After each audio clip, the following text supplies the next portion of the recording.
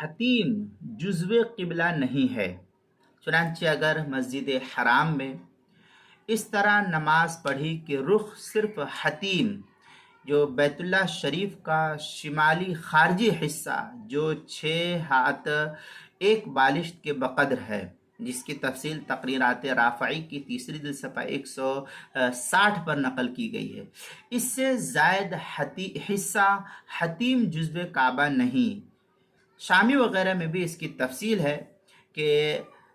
کیا نام ہے، اس سے زائد حصہ جو مطلب حتیم کی طرف رہا ہے، اگر مسجد حرام میں اس طرح نماز پڑھی کہ رخ صرف حتیم کی طرف رہا اور کعبہ مشرفہ کی طرف نہیں ہوا تو پھر اس صورت میں نماز صحیح نہیں ہوگی۔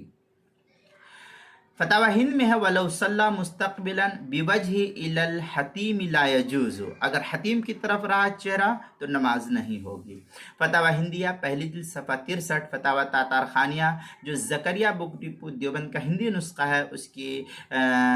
زکریا بک ڈپو دیوبند کا اس کی دوسری جلد صفحہ 38، مسئلہ نمبر 1627۔ کتاب المسائل اس کی پہلی جلد صفحہ 279 پر اس کو نقل کیا گیا ہے، وہاں بھی دیکھ سکتے ہیں۔